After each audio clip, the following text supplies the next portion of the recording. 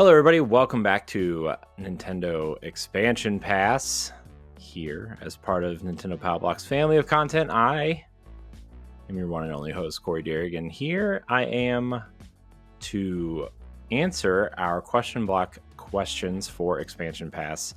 Ed's out at PAX, so flying solo today. We're going to answer, I don't know, we're going to go for about 30 or 40 minutes maybe and see what we can get through and provide a little expansion pass content for you. It's been a really strange couple of months. I'm gonna be honest with you, ever since the bossies were over, I felt so behind on everything, and I'm kind of still feeling that way a little bit, although like kind of getting my legs back under me, 5 months later at this point. So yeah, here we are. I am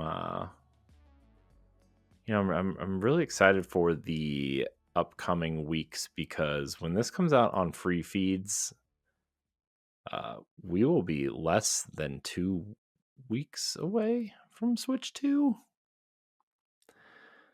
Pretty great. Maybe about 2 weeks from Switch 2.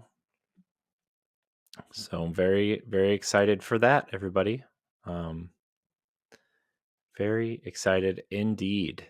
If you want to support us, you can head over to Patreon, patreon.com/Boss Rush Network.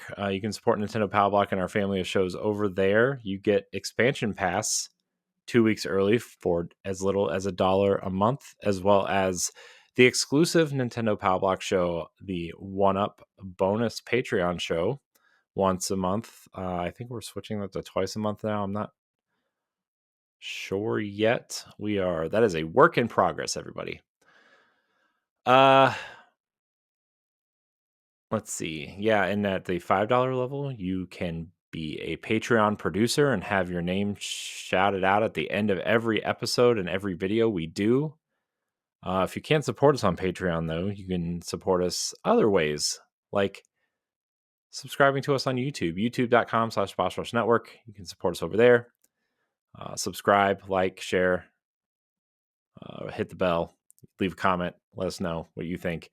Ed and I have been doing this series of Nintendo launch games for their various consoles leading up to the Switch 2. So you can check out those past episodes. We are all the way up through Nintendo 64, everybody.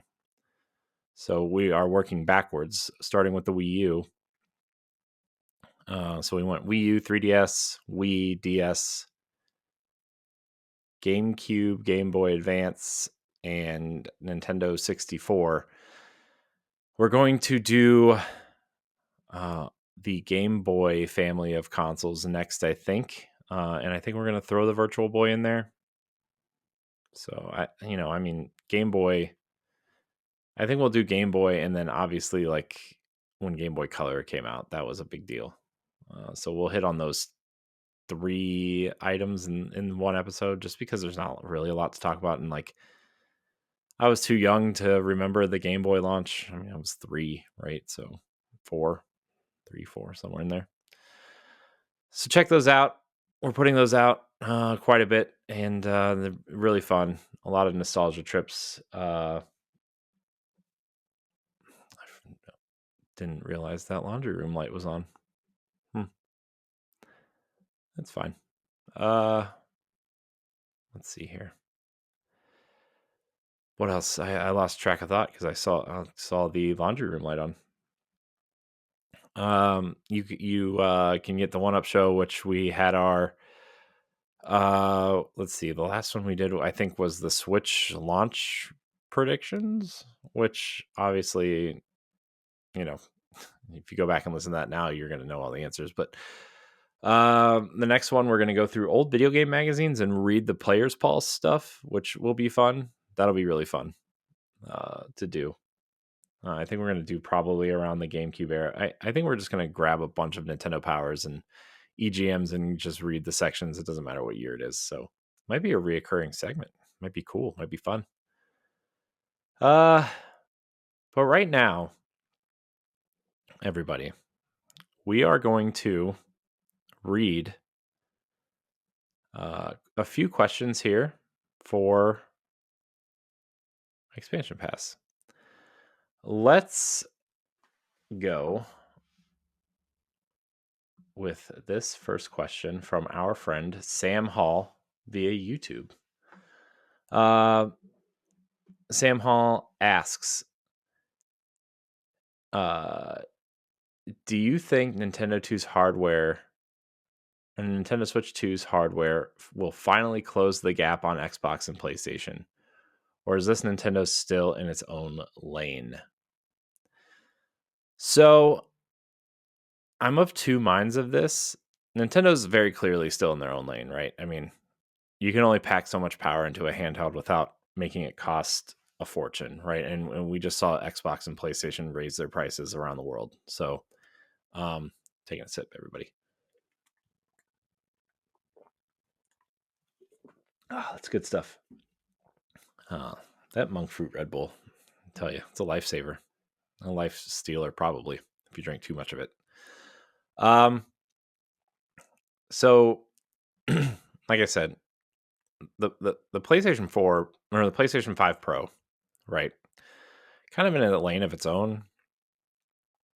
I know I'm not a big PlayStation person, but I've actually thought about getting one just to be future proof because a lot of Xbox games are going over there, right? Like that's not a question.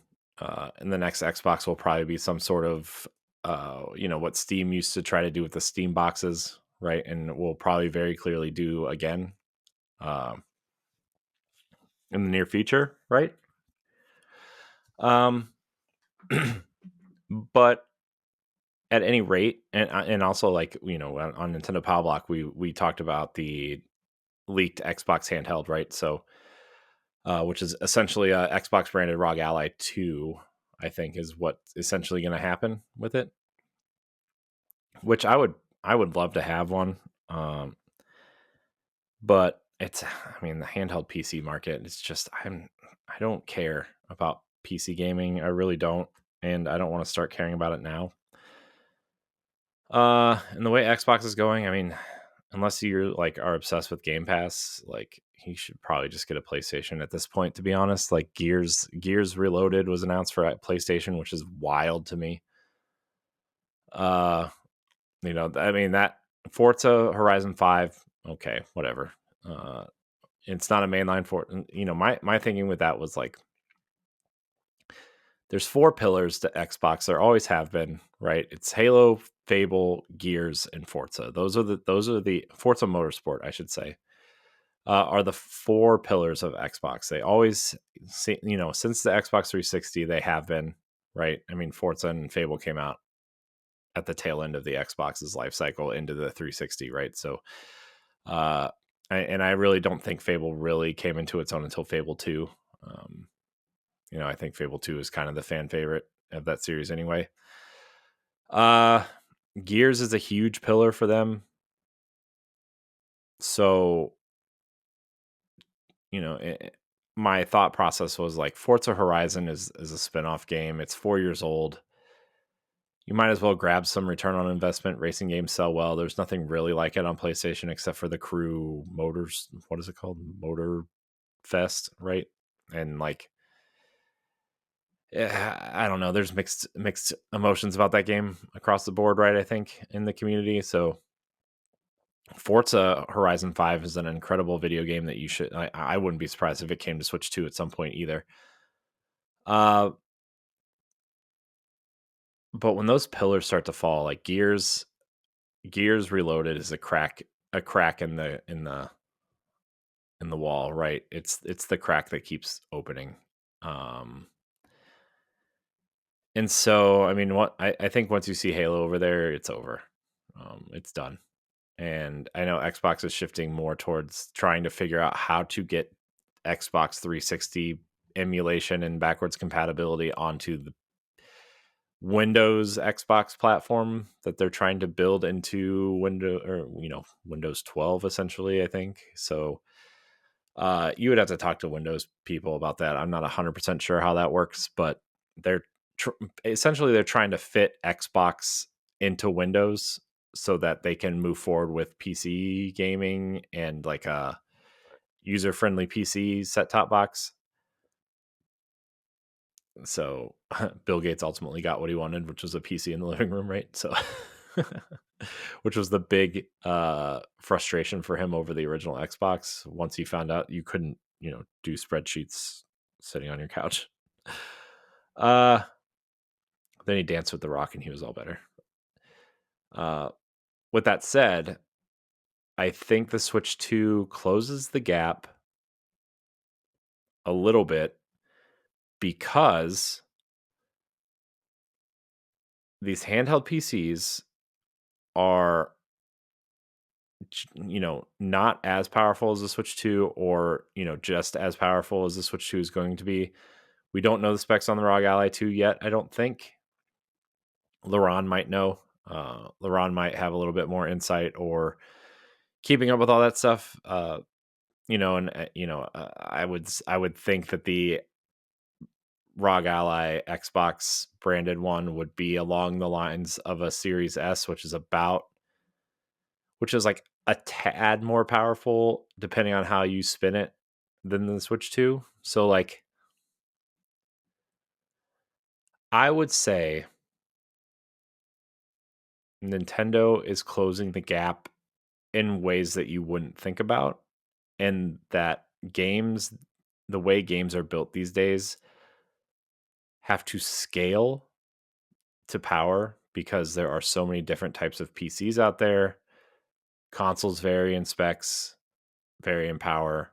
Obviously, the Nintendo Switch was extremely popular, and I think third-party games are on board. I think we will see how much they've closed the gap when Cyberpunk 2077 and Hogwarts Legacy and these open world games start running on this system and seeing how they run and what does, how far does Nvidia's DLSS go on this. There's a lot of factors that go into this, but regardless of that, I think these companies are going to try to start making their games scale more because of the handheld PC market and the Switch 2, uh, because they're less powerful devices to begin with, and then you can scale those games up with texture packs, or the next generation of consoles is rumored to have AI upscaling in it. Regardless, I mean PS5 Pro already does with their PSRSL, something like that. Uh, so they already have that upscaling capability. And so I think consoles are changing in a way that we haven't thought about in a long time. And I think that's to Nintendo's benefit this generation, honestly. Whether they did that on purpose or they found themselves in this situation, I don't know. But I think having a less powerful device and having these games scale down to it, or being, the Switch being the target, uh, and then scaling up to the other consoles, I think works in its benefit. I think, the fact that Cyberpunk 2077 is going to run on this thing theoretically tells you all you need to know. Has a 40 frames a second mode, I think, something like that. But again, I'm getting quite a few of these games at launch to test them out and maybe do some recordings with them just to kind of test this stuff out and see if it's really gonna happen or really gonna close the gap in the way that they say it is. And then I think you're gonna I think you're gonna, depending on how these games run and depending on how they sell, right? I mean, this has been Nintendo's issue for years, for decades, really. I think we're gonna have to wait and see what third-party support looks like a year from now. They already confirmed that Final Fantasy VII, the entire trilogy is coming over, which is an awesome confirmation that we probably needed to hear, and I think that gives confidence to other companies to port games over. Right, Borderlands 4 is coming over. I think it's going to be rare that you don't see a game coming over at this point. Grand Theft Auto 6 probably will not hit the Switch 2, right? Um, so we'll have to wait and see, but it's going to be an exciting time, regardless. Hope that answered your question. Let's see here. This comes from another Sam, just Sam. It just says Sam. Sam asks, with Switch 2 upgrades coming and happening, what older game do you hope gets the most love in a remastered process? Oh boy. Man, what game do I hope for? So this is going to be really hard because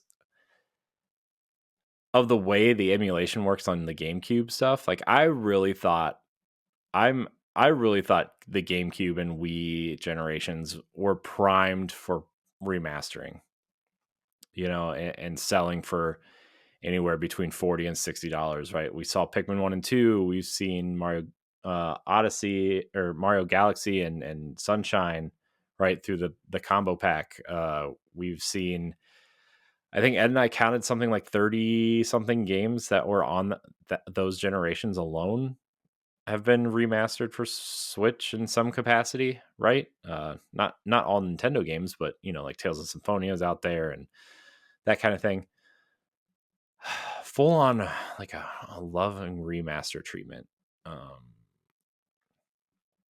Man, that is a good question. Man, I mean, honestly, I really just want the Wind Waker and Twilight Princess HD games come over. If we were going to get a full like remake type thing, I would like to see a high fidelity version of Twilight Princess come over. I know it's kind of a cop out answer and probably not the one that you want. There are, quite a few Mistwalker titles that I would love to see. The 3 Mistwalker, the 2 that are on Xbox, and the Last Story, I think, is an amazing game. I think the Last Story and Pandora Tomorrow. No, that's not right. That's the Splinter Cell game. Pandora's Tower. Sorry, everybody. That was part of Operation Rainfall, right?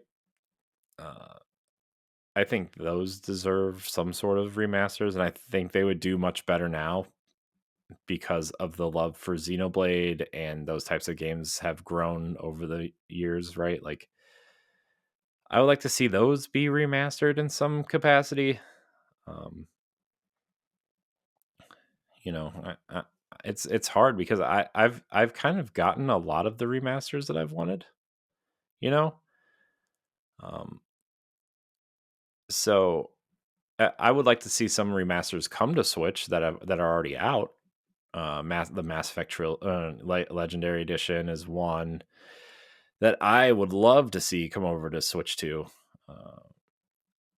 And man, I'm not a remaster, but staying on the BioWare train, I'm actually kind of shocked that Dragon Age Inquisition wasn't announced for Switch 2. I feel like that would give that game a second life and a chance to breathe and make some money. Our people love RPGs on the Switch, right? And so, yeah. I think I would love to see the Final Fantasy 13 trilogy make it over. That way we have all the numbered Final Fantasy aside from online games on the Switch or Switch 2 in some capacity. And 15 I think would work well. I mean, it's a PS4 game, right? So theoretically it would be just fine. And then the Final Fantasy VII remake trilogy is coming over, so I mean that would leave what 16, which sure, but I would love to see the Final Fantasy 13 trilogy come over. I really like 13. I ironically I didn't play the other two games in the series, but I really liked 13 a lot. I love the paradigm battle system. Think I really like Lightning as a character. I think Hope's kind of annoying, but most kids in Japanese RPGs are kind of annoying. So, um, Fang is a cool character. Snow is a cool character. Like, that I think that was like one of Troy Baker's first breakout roles, right? Was Snow in Final Fantasy 13. So I would like to see that come over. Lost Odyssey, specifically, also Microsoft come over. Hope that answers your question. Named a lot of games there. I mean, while we were talking about Xbox earlier, the Gears of War Reloaded, would love to see that come to Switch. I would play that on Switch. That'd be awesome. Uh, so even if it was just the Ultimate Edition from 10 years ago at this point. Oh, man, I can't believe Gears of War turns 20 years old next year. That makes me feel so old. All right. This question comes via email from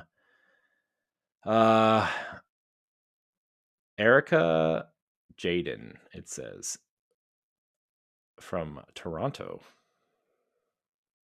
Okay. Hello. I really love the show. I found it because I was looking for Switch 2 content, and I really like the energy the show provides. Energy. Wow. Thanks. Again, a lot of these were written into Nintendo Power Block, everybody. I'm just answering them for an expansion pass episode. As a reminder. So if you want to email us, though, you can email us at nintendopowblock@gmail.com. That's our email address. Do you think wait, nope, that's wrong. Mario Kart for Switch 2 looks to be wild. Which characters or tracks would you love to see make a comeback? Oh man, they've already shown off a ton of characters. In terms of characters, I would like to see characters from other games start making their way in, which I'm sure through updates over the next decade, because this game's going to be supported forever. I would love to see characters. I think Kirby would be cool. The Kirby cast, like Meta Knight and King Dedede and Waddle Dee, like those four characters would be great. I think the Star Fox crew would be awesome to see in here. Link was actually like a really weird thing to see in there, but just because like I don't know, I feel like out of the entire range of Nintendo IP, like there are definitely certain ones that feel like they belong together and certain ones that don't, right? Like you look at Zelda and Fire Emblem and Metroid and even something like Kid Icarus, and that you just look at them and like that doesn't belong in a Mario universe, right? Um, so I'd like to see things that would fit better. Maybe even some third party characters in there, right? Like uh you know, have Banjo come in here, right? Like Banjo would be awesome. Get some of them Diddy Kong Racing characters in there, and you can talk to Microsoft. I'm sure they'd lend them out. They lend them out for Smash. Even if you have to pay for like that as DLC, right? Third party characters would be DLC, like whatever expansions, DLC, microtransactions, whatever you want to call them, right? I think it would be cool though, like sell a fighter pass like you would for Smash, but a racer pack that's just third party characters. I think that would be really cool. Pac-Man, put Pac-Man in there, put the Sonic characters in there. I know Sonic has his own racing game, but that'd be cool. Uh, Star Fox characters would be cool. I'm trying to think of other Nintendo IP that would work in there. I mean, I guess you could put Samus and stuff in there. I feel like I don't know. It doesn't work the way that it works in Smash. I feel like you know. Uh, I think you could probably add more Splatoon Squid Kids and the Octolings in there, right? That would be something really cool. Rob the Robot would be cool. I'm just kind of going through the Smash roster now. Duck Hunt Dog would be funny. I don't know how you would drive with that, but that'd be funny. Uh, let's see. Yeah, I mean, Mega Man would be cool. Get some of the Robot Masters in there. Um, yeah, just get them all in there. Put them in there. Just get them in there.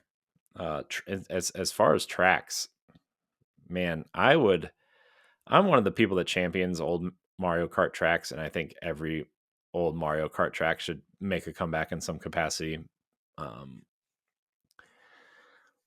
I really loved the DLC for Mario Kart 8. I think adding the tour tracks was smart. Uh, I think adding older, reimagining old tracks is super cool.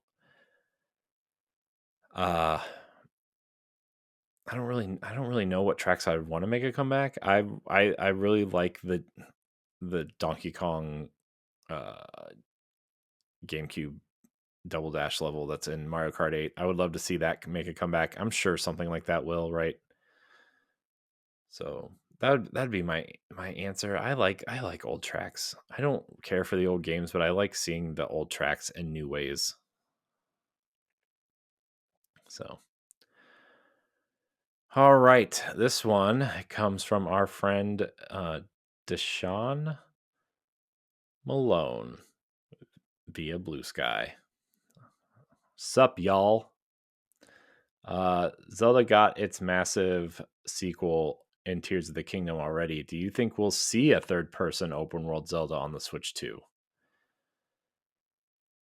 Man, yes, I do. However, it's going to be a long time before we see that, I think. Honestly, I think we're going to see, we're getting Hyrule Warriors this year. They want a Zelda product out every year, right? Whether that's a remake, a remaster, a spin-off, a proper, game, right? Uh Man, that's a hard question. I think we will get a one on Switch 2. Ah, man, this is hard. I don't think it's going to be in the vein of Breath of the Wild or Tears of the Kingdom. I mean, I think it'll be that style of game. I don't think it's going to be in that world or that style, if that makes sense. I think you're going to see a new version of Zelda and Link. Um, I think it's going to obviously be the same style of game, right? Open world, kind of survival slash action adventure, crafting type things, cooking, finding secrets, finding caves, using the abilities that you're kind of given at the beginning of the game to solve the stuff that's happening. I imagine you might see a little bit more of what's happening in Donkey Kong Bonanza in the next Zelda game, like kind of how you could warp up through the ground at any time if your sensor could read the ceiling. I imagine be there might be a digging mode or like a warp down in the next Zelda. I would imagine that would be something. Uh but yeah, I'm I'm not gonna lie to you. I'm really gonna miss this version of Link and Zelda. These are by far especially like, so I loved Breath of the Wild, but I think it was that whimsical magic of like exploring the world for the first time. I think what really sold me on these characters, in terms of being my favorite versions of these characters, was Tears of the Kingdom. I've always said that I think, I think this is kind of like a consensus thing where like if you haven't played either of those games before, Tears of the Kingdom I think is a better game and the story is better, but there was nothing like the magic of walking out of the cave in Breath of the Wild for the first time and seeing that world and not knowing. And when you booted up Tears of the Kingdom, yeah, the Sky Islands were neat, and the Return of Dungeons was awesome. I think but it just felt it felt like you were doing more within the same space, which is totally fine. I think that world is awesome. What I would really like to see is these versions of Zelda and Link go to another continent, like Termina, or which I know kind of is purgatory, but they can write it in a way that makes sense, I guess.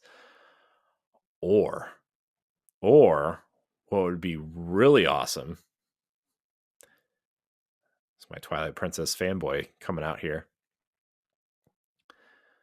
What would be really awesome would be for Nintendo to take these characters,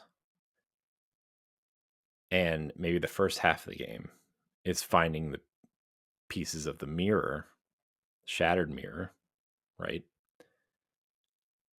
And you warp into a mirror into another world, and there's a mirror world, right? The Twilight Realm that you can go to, and it's fully fleshed out, fully built out. And these versions of Zelda and Link meet Midna. Midna recognizes you both, but you don't know who she is because these are different versions of Link and Zelda, but she recognizes.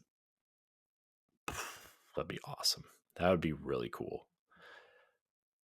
Uh but yeah, I don't know if we're gonna see these versions of Zelda and Link anymore. But I mean, that's the magic of Zelda, though. They're gonna make new versions that we're all gonna fall in love with again. Maybe it's a Wind Waker esque thing. Maybe it's a gritty Twilight Princess type thing. Maybe it's somewhere in between, like Skyward Sword, which was a cool art style. I really still think that Skyward Sword has a really awesome art style. The motion control stuff was not fun. I would say, man, I would say we will probably see it revealed in 2 years. Would put it at 2029. It's been in development, right? I assume it's been in development. So that would mean we would need, man, we will have Hyrule Warriors, right, in the winter of this year. So that would mean a remake or a remaster in 2026, right? Uh or because you don't want to put two spin-offs out in a row, but we already had the 2D game in Echoes of Wisdom. Guessing a remake in 2026 of some sort, or a remaster, which would probably be, man, 2026 is that's not an anniversary or anything of a Zelda game, is it? I don't think so. No, because last year, 2024 was the 25th anniversary of Ocarina of Time. We didn't get anything. So, not that Nintendo is great at anniversaries, right? They, uh, I'm guessing that's when we would get a Wind Waker or a Twilight Princess. Would be 2026, like fall or winter of 2026. Then maybe you explore another spinoff like the Crypt of the Necrodancer, Cadence of Hyrule type game, but maybe you do something different. Maybe you go to someone like, man, I would love to see Acid Nerve do a Zelda game. The Death's Door team, that would be cool. Maybe you partner with Capcom again to do something like the Oracle games or something. That would be cool. Or a Minish Cap style game. Like a true top down Zelda would be cool. And then in 2027, man, I don't know what you do then, right? Well, I guess that would be 2027. Would be that 2028. Man, maybe you put because they can start porting the 3DS versions over to, right? Like A Link Between Worlds, those the two 3D and 64 games that were remade for that platform. By then, you could possibly see that weird screen that they patented and have a second screen experience, and maybe port Phantom Hourglass and Spirit Tracks in a way. Although I don't know if that's, I wonder when they put that out if DS would make its way to the NSO expansion pack. I still think that second screen is coming, and that's specifically what it's going to be for, is for that DS stuff. Hope that answers your questions. I think we're going to see something revealed in 2029, and I'm trying to think of how did it go for Switch 1? Let's see. You had, in that first year, you had Breath of the Wild. The second year, you had Hyrule Warriors Definitive Edition, right? That's what we got that year. That year. Then we got Link's Awakening in 2019. 2020 was what was 2020? Skyward Sword, I want to say, was that year. And then 2021 was was it Age of Calamity in 2021? Yes. 2022 was Cadence of Hyrule. 2023 was Tears of the Kingdom, and 2024 was Echoes of Wisdom. So 2025 would be Hyrule Warriors Age of Imprisonment, right? That's that. So yeah, I don't know. I think the next time we see the next new Zelda will be, it will definitely be, I would say the first look at it will be 2027, a tease for it, just to say it's now in development. So yeah, I hope that answers your question there. All right, we're going to do 2 more questions here. Let's see. I have a lot of questions here. I'm going to use one for a one-up episode next week as well. We have so many questions here. This one comes from Stephen Myers via YouTube comment here. Do you think backwards compatibility on Switch 2 will stay fully supported going forward, or could it be a one-time thing? Well, here's the thing. I think if you're going to continue backwards compatibility, they're kind of stuck with what the Switch kind of is, right? They can't go with like a Wii situation again, right? Or a DS. I mean, I guess they could do a dual screen thing, but like, I don't think you're going to see a massive console change the way that the Wii did. So, theoretically, Nintendo has their Nintendo account now, right? That's similar to like your Xbox account or your PlayStation account or Steam account, right? So all your games will move forward with you theoretically, right? Which is kind of the conundrum that Xbox finds themselves in by moving more towards a PC base than a console base next gen. Because that backwards compatibility is designed for Xbox, and those licenses probably don't carry over to PC. With that said, it's Nintendo, right? They kind of just do whatever they want. I would argue that this regime, which I've said many times before on Nintendo Power Block, that this regime is very conservative in terms of how they're approaching the business. I actually think you're going to see a Switch 3 from this leadership before they even remotely try something else, if they ever try something else. Maybe they found what works. Maybe they like this, And, maybe we've just lost generations, right? Like generations are not really a thing anymore. I really um sorry, I got a message from PAX. Uh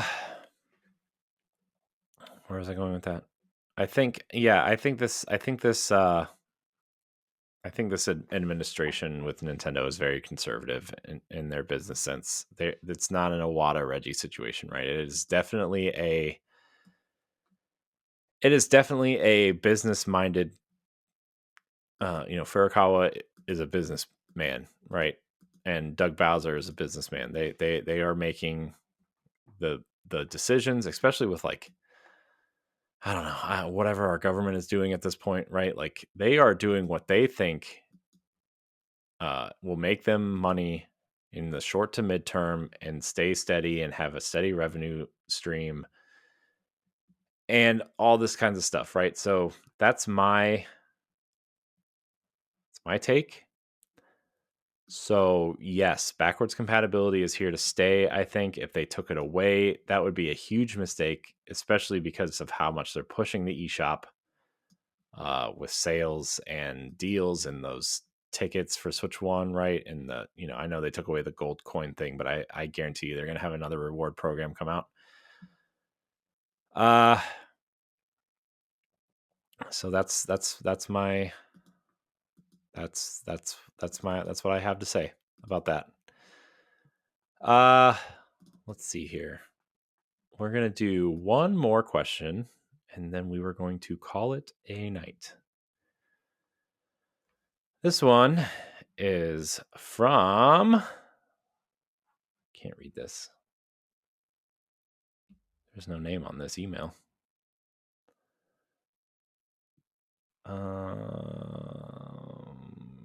This one is from Lewis. Lewis via email. Hello, Lewis. Thank you for writing in. Hey guys, just wanted to say I'm really enjoying the Nintendo podcasts that you all make. I listen every week. I've found it earlier this year, and I can't wait every week for a new episode. I love having a Nintendo podcast on a Monday, and it keeps my week starting strong. My question is this: do you think we'll get a proper Star Fox or F-Zero revival this generation? Or are they just Easter egg franchises for now? All right. So I think, man, if they weren't launching with Mario Kart, I would have said the smart move would be launch with an F-Zero game. I think F-Zero they've done a lot with F-Zero in the last couple years, right? Like they had F-Zero 99, they're putting F-Zero out on the GameCube thing, right? They there's something else F-Zero that came out recently, right? So like F-Zero is in the minds of people, right? I think they're preparing, and again, it could be nothing, right? Because it just could be nothing. But F-Zero, I think F-Zero is kind of primed for some sort of comeback at this point. What I do think, though, if you go back to Star Fox, right, I think Star Fox needs a total overhaul in terms of how it plays and what it is and how it runs and all that kind of stuff, right? What is happening here? I don't want this. Sorry, I had a weird like beeping going on my computer. I'm like, I don't want this. I think the fact that Ubisoft has made the best Star Fox game since the Nintendo 64, and it's not even close, right? With Starlink, They had that small Star Fox campaign, and it was just enough Star Fox to be impactful, at least in my opinion. Uh, and so like you look at that and you're like, man, Star Fox, like Star Fox has to evolve, right? And Nintendo likes to make sure that their franchises evolve before they put them out. Um, and so I think Star Fox is going. What I think would need to happen for Star Fox to be relevant, again, aside from like a small, hey, this game is $29.99, you can go download it on the eShop right now type of thing. I think Star Fox would actually do like a Star Fox, and people are going to cringe at this, but hear me out. I think a Star Fox Adventures-esque style game would actually benefit Star Fox at this point. Have that mix of kind of like, I don't know, almost like a Ubisoft game at this point, right? Like I think you could get away with a Ubisoft style game with Star Fox, uh, because you look at something like Star Wars Outlaws, right? Like you can run around in this open hub world essentially, right? And then you can fly into space and go to a new planet and explore that, right? And you look at a Ubisoft game like Star Wars Outlaws, and you look at something and you compare it to something like Assassin's Creed, where like the planets are essentially the different continents and the different islands that you go to, right? In Assassin's Creed. And so I think if you do something like that for Star Fox and do some of the on rail stuff to, kind of play with the throwback thing, right? Like, okay, in space, maybe like as you approach the planet, you do an on rails thing for something, or when you're in the planet to find your landing zone, like as you approach the landing zone, maybe you do the on rails thing to get there, or like the what is it called, the all systems mode in Star Fox 64, where like the all range mode is what it's called, right? Where the R wings kind of expand and you kind of get to fly around openly in an open space, right? Like I think that would work as you approach a landing zone, and then you go in and kind of go through these areas and search for trinkets or maybe ship upgrades, or maybe the what is it called, the Great Fox, the big kind of mothership that they all kind of hang out in. uh Maybe you explore in the Landmaster, maybe you explore in the submarine, right? I don't know. I think there's a lot of interesting things you could do. I think you could find interesting weapons to use. Uh, it'd be really interesting for Ubisoft to have a hard look at Star Fox and do it that way. I mean, they did a great job with the Starlink campaign, the Star Fox Starlink campaign, right? It's always on sale. Like you can probably buy it for under $10 at this point. I don't know. I think they both have a chance. I think in the short term, F Zero actually has the better chance than Star Fox, unless it's a Star Fox Zero port. Um, but I wouldn't put it past Nintendo to put Star Fox out. So, but that's it. I'm gonna end it there. A little bit meatier than I expected, but nonetheless, hope you all were entertained for this 45-ish, 46-minute session of Expansion Pass, part of Nintendo PAL Block's family of content. If you're a patron, thank you for your patronage. You get this episode 2 weeks before everyone else. If you're listening on free feeds, leave us a 5-star rating and a nice review on Apple Podcasts or Spotify or whatever platform you listen on. You can support us over on YouTube, youtube.com/Boss Rush Network. You can financially support us on patreon.com/Boss Rush Network. For as little as $1, you get this show 2 weeks early and ad free, as well as exclusive content and exclusive access to the One Up Patreon episode of Nintendo Power Block, the Boss Rush podcast pre-shows, and more. You can become a Patreon producer at the $5 level and get your name shouted out at the end of the episode. We really appreciate everybody who is a patron. You can also follow us for free over on Patreon and get all of our base shows for free on one feed. So everybody out there, thank you so much for watching and or listening. Remember to like, subscribe, share, rate, and review wherever you listen. And until next time, we love you. Goodbye. If you want to see how you can become a Patreon producer, head on over to patreon.com/BossRushNetwork.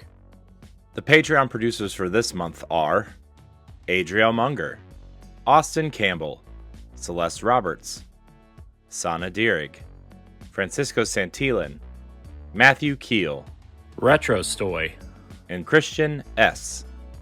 Thanks for your continued support of the Boss Rush Network.